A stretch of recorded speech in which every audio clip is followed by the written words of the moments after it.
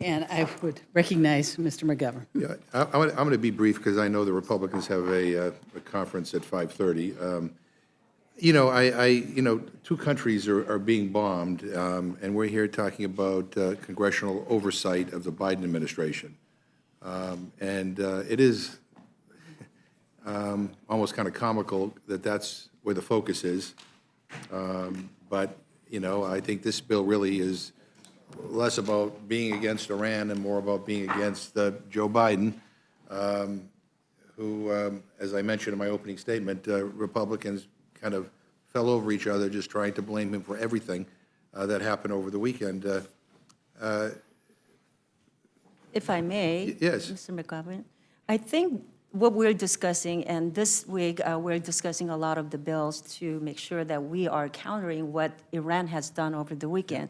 So by addressing and debating and trying to pass these bills, we are sending a message that what Iran has done over the weekend, directly attacking Israel from their own soil, is what we are sending a strong message that we are condemning what Iran has done. Well, I guess what I would say to you, that I think they got the message because President Biden helped defend Israeli airspace. We helped knock down 99% of the incoming drones and missiles that were aimed for Israel. That President Biden made it very clear that we have an ironclad relationship with Israel. I think that is, quite frankly, a more persuasive message to Iran than what we're doing here. There's nothing in your bill, and if you would like to respond, that would stop Iran from bombing Israel, is there?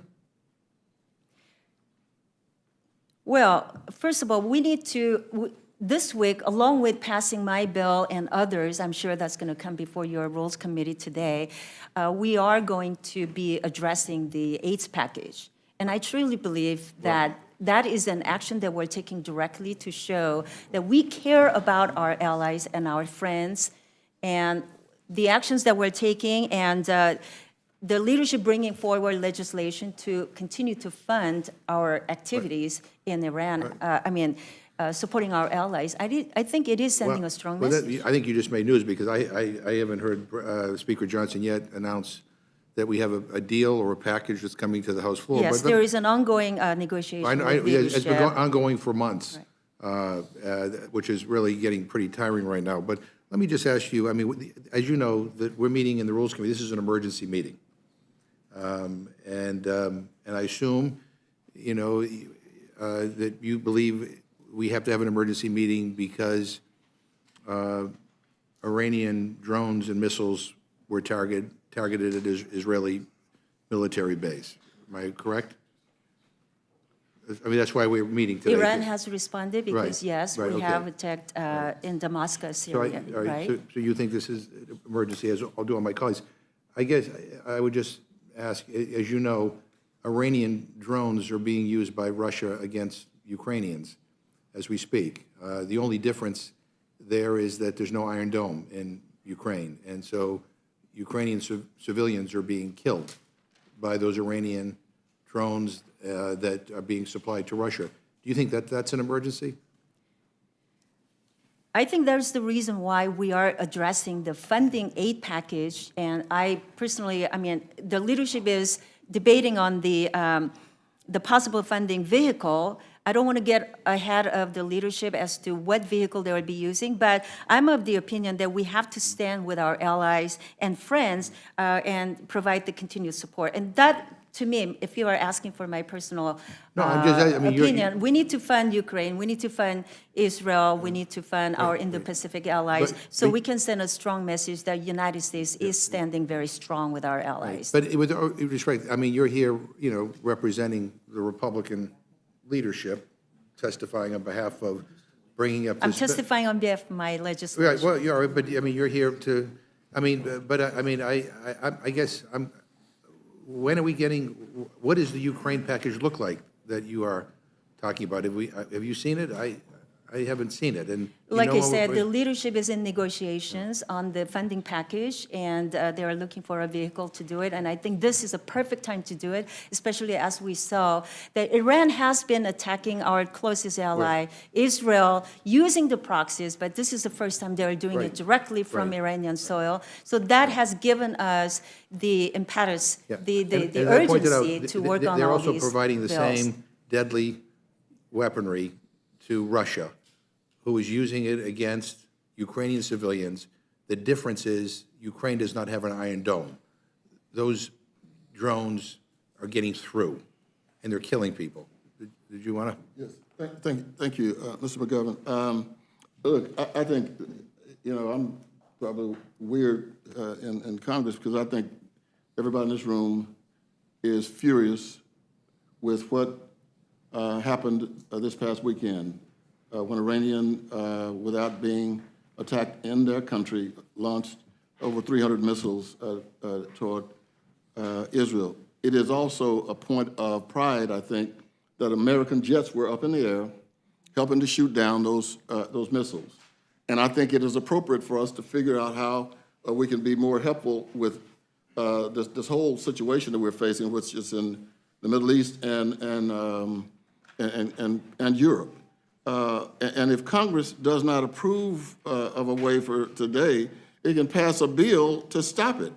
But when we start talking about requiring Congress to act, look, I've been here almost 20 years. I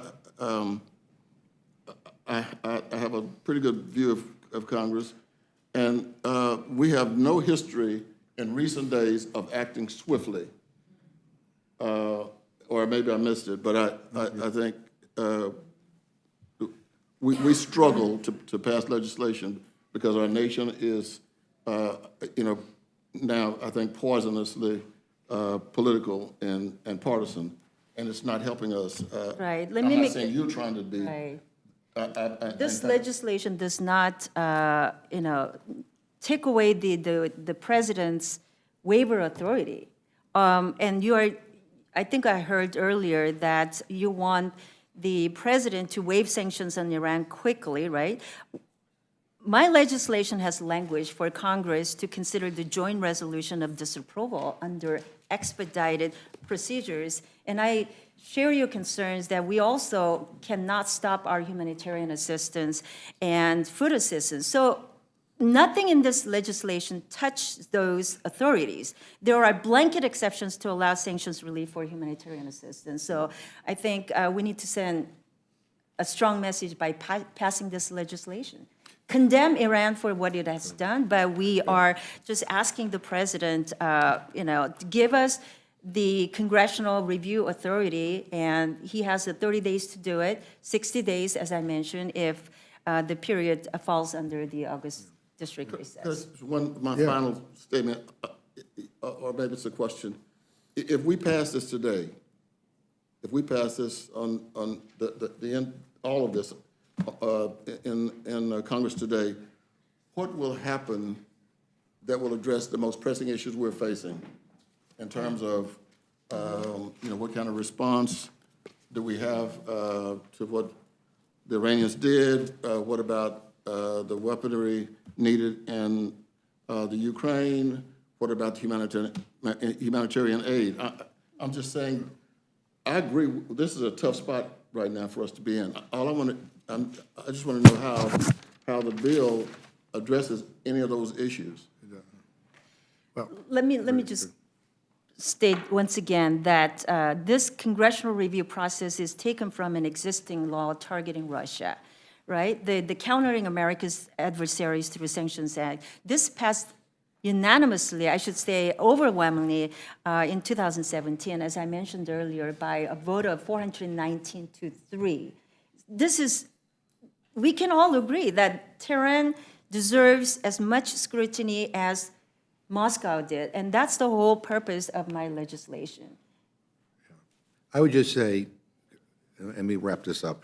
I would just say that I do find it astounding that in the aftermath of two countries being bombed, that my Republican friend's opening salvo here is more congressional oversight of the Biden administration.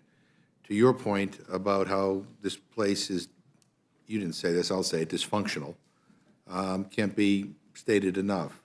I don't know whether you know this, but the last bill that the Rules Committee reported to the House floor that actually went anywhere, that became law, was almost 10 months ago. That's how, this is unprecedented, the dysfunction here. I mean, we have members, Ms. Kim, of your party who blame Joe Biden for the earthquake that just happened. I mean, it is stunning to me. I didn't. You know, well, you have members that do who seem to be calling the shots around this Congress. And again, as we speak, Iranian drones are being used by Russia to pummel people in Ukraine. And the only difference between that and what happened in Israel that's not the is that only there thing. is no Iron Dome.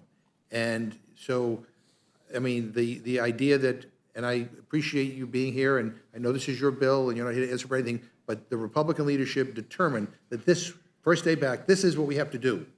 This is what we have to do. And I have to tell, I met with a group of Ukrainians this morning. I mean, things are so desperate, so desperate.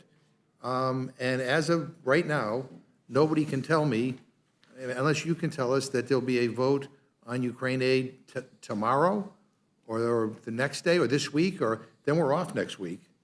I get it that there's division within your conference over helping Ukraine, and that there are people who have no problem with Vladimir Putin winning a victory and invading Ukraine. But some of us, including some Republicans, Russia have a is problem with attacking that. Ukraine with the support from the munitions that's been Right, provided by North absolutely. And Korea. so why is that? And so Why is there no?